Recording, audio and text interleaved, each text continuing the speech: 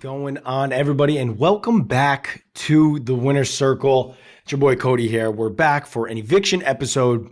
Obviously, for those of you that were watching the show, paying attention, you know that I was maybe doing some traveling this week and was going out to LA. We were filming something, doing a nice little recap episode of what's happened on this season to date, all the craziness that's been going on. And that episode is going to be premiering on CBS this Tuesday. Do not miss it. Guys, I appreciate everybody that joins us here each and every week. I really do appreciate it because the work that goes into this, to see you guys come in here is really awesome. All the comments that were left. So please, if you haven't done so already, subscribe to the channel, turn on those notifications, like the video, leave a 5-star review if you are listening on audio. I have to say, after the episode that I put out regarding the veto meeting, seeing all the comments that came into the channel, one, all the chili pepper comments, the red chili pepper that everybody left in the comments, I appreciated it. I was liking all of the ones that I was noticing, while I was traveling and stuff. I was responding to people's comments. There was a lot of comments on the last episode, and so I'm going to touch on some of those, right? So some of the comments that were left, one, I appreciate it. Whether you agree or don't agree, whether you have a difference of opinion or agree along, I love it because I love having an open conversation, especially around Big Brother, because I know that when you watch these episodes and you're watching the show, we all are going to feel differently about how other people are playing the game. Maybe some of your favorites you think are playing a better game than I'm thinking. Maybe some of mine are playing better than what I think your favorites are doing. And I am all about having a conversation, and it's a normal disagreement. Like, these are things that happen and occur. And so I just want to say shout out to everybody that left comments on the last video. It was really, really refreshing and really nice to see difference of opinions and seeing how people felt, whether they agreed or disagreed. So I want to shout everybody out. And honestly, the amount of people that were liking the video, really do appreciate it. So again, share, like these videos. It's a really cool community that we have here on this channel, and I love you guys, and I really appreciate it from the bottom of my heart. I want to get that out of the way right at the jump. Okay, so some of the comments, and I've responded to some of you that left these comments, and you were talking about, so just a quick recap. The veto was used by Tucker last week on Angela, didn't use the veto on himself, which was one of the most crazy things we've seen to date. We've seen it in the past where the person doesn't use the veto on themselves, and you almost thought we were getting to a point of like we would never see that again, and we got that from Tucker. And Tucker is the gift that keeps on giving this season. He is off the wall. And is it good gameplay what he's doing? No. Is it going to paint a huge target on his back? Absolutely. And he's going to put himself now in a position of win or go home. Like, if you don't win, you're going to go home. You're too big of a threat. You're too good at competition. So for me, and we'll jump into that when we get to the eviction and the AI arena, but the veto was used on Angela. And I said I put fault on Cedric. And people were coming in the comments talking about stuff on the feeds. And we ended up seeing some of that stuff in the episode on Thursday, actually. And I still am holding firm in what I said. And I'll tell you why. When you're the HOH and it is your HOH week, you're the one that holds the power of who goes on the block, what moves are happening. Because without your consent, somebody may want another person in the house on the block. And if you're not willing to put them up, that person's not going on the block. So what I was saying in regards to Cedric and how I put blame on him for how this HOH went is not because what we all saw is that he went over to Tucker and said, I don't think we have the numbers. That's not telling Tucker enough. We've all been watching, right? We all see Tucker. We see how he's acting. We see how he almost seems bored in the house and he wants to spice things up. And it's not really rational. Like, it's not super strategic in how he's making his decisions. It seems very emotion driven. And so when you're dealing with somebody like that, who kind of is, Tucker's a big personality. He says a lot of different things in the house. And when you're the HOH and you have a personality like that in the house, you need to make sure that there is not any blurred lines. And I'm telling you right now, when you're in that house, if you are not clear cut saying, Tucker, I am not putting Quinn on the block. That's not what I want to do. Now, we saw the conversation with Tucker and Cedric where he's talking about the plan, and Tucker feels like, you know, if this move happens, none of the blowback is going to go on Cedric and all of it's going to go on Tucker. And Cedric didn't do a great job of being like, bro, what are you talking about? If you use the veto and I put up the replacement nominee, that is 100% going to blow back on me, whether you think it is or not. Like, what you don't have mind control over me to make the decision for me. I have to still make the decision. So I'm not comfortable putting Quinn on the block. That's not what I'm doing. I'm going to expose Mackenzie's power. That's who I'm putting on the block. All right. We've talked about this. I'm going to put Mackenzie up. I'm not putting Quinn on the block. That's what needed to be said to Tucker. No blurred lines there. I'm not doing X. I'm doing Y.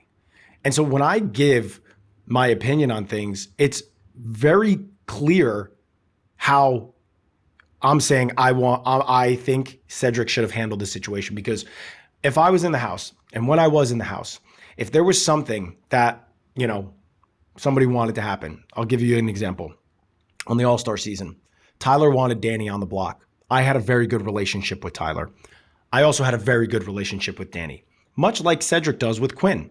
Now, Tucker doesn't know that Cedric is very comfortable with Quinn, doesn't know that he's in alliances with Quinn. And so you have to tiptoe around conversations where you don't give up too much information to let the other person know, hey, I'm actually working closely with them, but I'm not going to do what you want.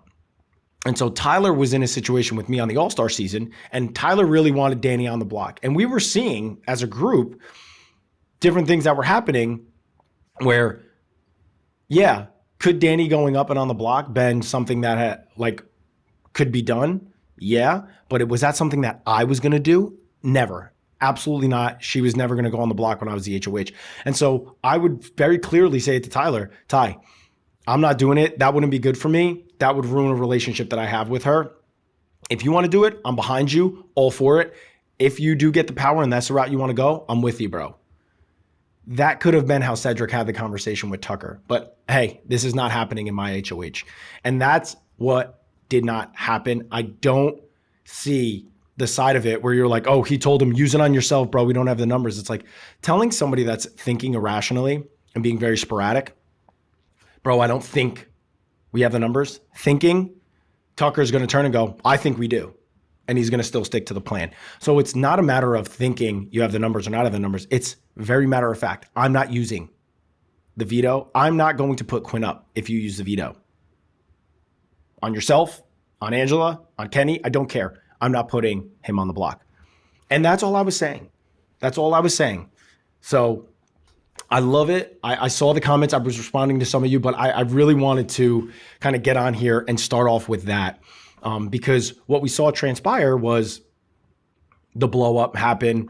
A lot blew up in Cedric's face. Now, what I will say is Cedric still came out of this looking good, because it almost showed everybody that side of Tucker, and Cedric came out smelling like roses, because people almost were like, well, I really trust Cedric and I like Cedric and I don't agree with what Tucker was saying or doing or how he was acting. So it really made him, look like he was in a good position. But at the end of the day, you don't want stuff like this happening during your HOH. And I know Cedric did not want stuff like this happening. So that's all I'm saying about that. Okay. Let me know down below if you agree, if you still don't agree, if you think what Cedric said to him was very clear and he shouldn't have done what he did. I don't mind it. I don't mind it. You're entitled to your opinion, and I love it. Okay? Alrighty. So we have Tucker uses the veto on Angela. Angela comes off the block. Mackenzie goes up. America's veto gets used. We don't have anybody on the block. We let America vote. America votes for the replacement nom. And what does America do? They hand the House a golden opportunity by putting Quinn on the block. Quinn goes on the block by America. So we have Tucker, Kenny, and Quinn on the block to battle it out during the BBAI arena. Okay? Now, if I'm a house guest, it's really interesting, and it's really tough. It's really tough to kind of go through this from an outside perspective. And I want everybody to really, really take note of this specific statement. It is so much easier to think clearly outside as a viewer and go through what the right decision would be as a viewer. Now, as a player, I have to say, if I was in a big group, like if I was a Cedric or a Brooklyn or a Chelsea, and I'm in that group, and this information comes out about Quinn, it would definitely make me view Quinn differently. But does that mean I would implode one of my numbers? I don't know that I would do that just yet, right? Because Quinn has not shown to the people in that group that he would be doing anything to hurt their games. So it's really tough. So as a viewer, I was watching, I was like, oh my God, golden opportunity. Go after Quinn. This is perfect. He's been lying to everybody. Now, what I will say is as a player, I'd be thinking, wait a minute. So I'm in multiple alliances with Quinn, and he lied to me about the power multiple times, but he did tell Chemo. And then Chemo decided to tell Tucker. So if I'm working with Quinn, I'm definitely going to have an eyebrow raised every time I'm having a conversation with him, because you don't know if you're getting the full truth from him. And you know that there's somebody else in the house that is getting full truth from him. And that's Chemo. Nobody knows about the relationship that Chemo, Quinn, and T-Core have and the alliance that they have as the Visionaries. But it should definitely tip off some people in the house that I know are gaming, like a Chelsea, needs to be aware of that. And I say Chelsea is my front runner for the season so far. Think she's playing a great game. You have to pick up on things like that. Like why don't you want to put that person on the block? Or why did that person not tell you? Like these are things that people have to start paying attention to. Like for Tucker, it would be, well, why don't you want to put Quinn on the block? For me, I'd be like that. There's got to be something deeper. Now, I don't think Tucker's thinking in terms of that. I just think he probably thinks Cedric was scared. But I'm talking about game sense. And so it's like, you need to start thinking in terms of why are there people that know this information and I should know it and I don't. So that's what I will say when it comes to the Quinn situation. There are people that are in an alliance with him, like Brooklyn, for example. I saw Brooklyn. There was a clip where Brooklyn was talking and was like, I got to be honest with you. I know he lied to us. I know he had this power and has been lying the whole time, but I still really trust him. You would never hear that come out of my mouth. My response to it would be, hey, so I know that we're working with Quinn. I don't feel like it's a good time for us to implode and go after each other, because if Quinn did use that power, I don't think he would have used it against me, but I'm definitely going to keep him on my radar and pay attention, because Brooklyn was somebody that Quinn came to after the alliance started and was like, hey, we're on the bottom of this alliance. And so we may be the collective. We're on the bottom of this alliance. So maybe we should, keep an eye on that. It's like Quinn has been playing the game to so many people, and that should have raised an eyebrow for people. Be like, okay, he's playing the game with me. He told Chemo that he had this power. He also told Angela that he had this power. Like, there's stuff that he's doing in this game that should make me he shouldn't be somebody I fully trust, but maybe somebody that I work with until I can, gather numbers to go after someone like that. So that's how I feel about this whole situation. With Quinn going on the block with America's veto, I don't know that as an alliance member of his, I would be sending him home, which ultimately that's what they decide to do. They don't send him home. They go into the AI arena. Tucker crushes another competition. It wasn't even close. The AI arena competition between Tucker, Quinn, and Kenny wasn't close. Tucker smoked them. I want to say Tucker got 25 and the closest was like 7. I can't remember exactly what it was, but it's not even close. And it brings me to the point of Tucker now has almost exposed himself as a really good player in competitions. So you don't want to do that this early in the game. We've seen it play out season over and over again where somebody's really good at competitions early and nobody wants that person near the end of the game, right? We saw it with Michael. We've seen it with Frank Udy. There's people that you want to win competitions early to solidify your relationships. So you win an HOH. Hey, I got your backs. I'm part of the plan. Maybe one of your alliance members wins an HOH. You win the veto. You're like, hey, we're going along with your plans this week. I got your back. But you don't want to be winning a ton. And with the addition of a competition in the AI arena, you don't want to be showing people how good you are at winning these comps this early in the game, because nobody's going to want to go near you at the end. And as the numbers start to dwindle, nobody's going to want to be like, okay, well, there's a really good chance this person's getting picked for the veto. I don't want to go against them. So now Tucker has ultimately just exposed himself as a good player in competitions. And I think it's going to make Tucker be in the situation of, now I have to win or else I'm going home, which this early in the game, it's not a good position to be in. So that's really difficult. But Tucker wins the competition. We have Kenny and Quinn on the block, and the house sends Kenny home. I have to say it. Listen, like, I liked Kenny early on, but when somebody is constantly going through this, and, you know, I understand Big Brother is a pressure cooker. It's a very emotional game. It's a very mentally taxing game. You don't get to sleep properly, and just like a little bit of behind the scenes stuff.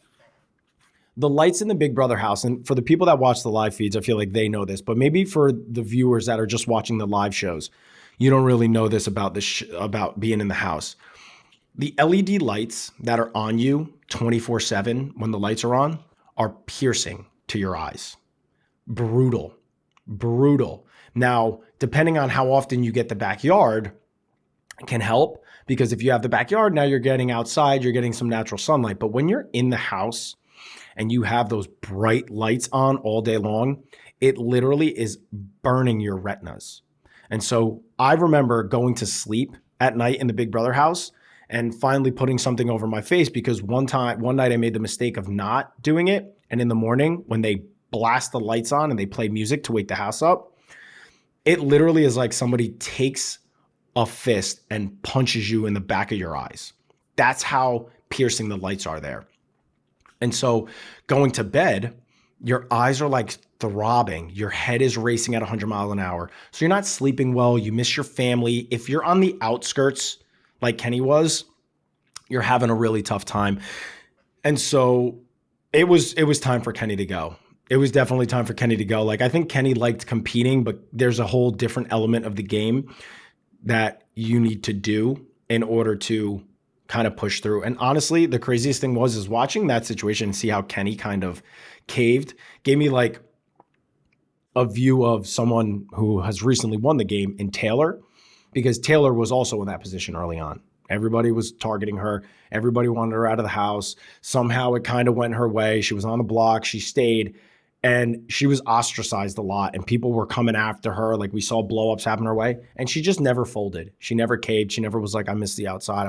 She was like, no, I want to win this game. And so, like, when you're in those situations, listen, don't get me wrong. We saw it. You can win the game, but like, the mental fortitude that you need in order to do it is really, like, it's a lot.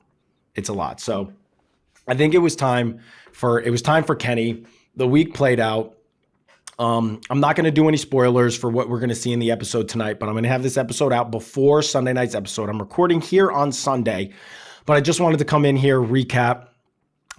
Make sure you guys are tuning in on Tuesday.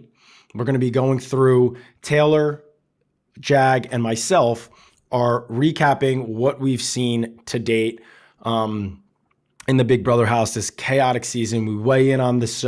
We weigh in on the show, weigh in on the cast, some of the things that are happening, how we feel about it as a viewer on the outside. I will say this season has been great so far. I already know who won the HOH. I already know who won the vetoes. I'm not going to spoil that here, but my goodness, we are just getting started, people. It's crazy. This season has been wild. We're just getting started. Okay. This is going to be an extremely memorable first half of the season. And it's going to go down as one of those. It's going to go down. This season is going to be remembered for the chaos that we've seen. And shout out to the cast, because when I was seeing the cast early on, I was like, I don't know how I feel about the cast. I don't know what they're going to do. Wow. Completely exceeded expectations. I'm super excited. So that's what I'm thinking so far. Some of the players that I think are in a really good position: Chelsea, Obviously, I really like Chelsea. There's Brooklyn, who's in a really good position. Then there's a bunch of people that are just floating by right now. And, like Angela's going to be a target. Tucker's going to be a target. Anybody associated with them, like Mackenzie will be a target. Then there's some floaters, right? We have people that are just floating in the middle. That's like your Leahs, your T-Cores, your Chemos. They're just kind of floating. They're all like in the same category.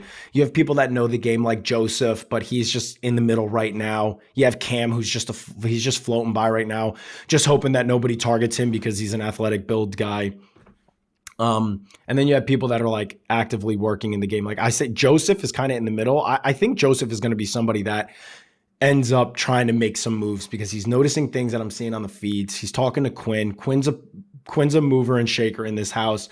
Chelsea's a mover and shaker in this house. So I'm excited to see how this season shakes out. I appreciate you guys. Again, I'm going to follow it up at the end. Leave a review. If you're listening on audio, leave us a 5-star review. If you're on YouTube, like, comment on the video, share the video out.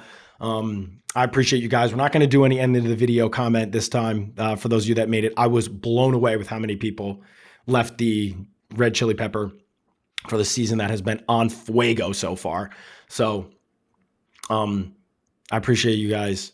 I love you guys. I love that we have this community here. It's a lot of fun for me to jump in here and weigh in on the seasons. Again, I have guests coming in hot. I have a great guest next week. We're going to be recapping the week. I have a fire guest coming in a couple weeks. So we're excited. I love you guys here. I appreciate you for joining me here on the Winner's Circle. We'll be back on our regular schedule coming out Friday after the live eviction. See you guys then.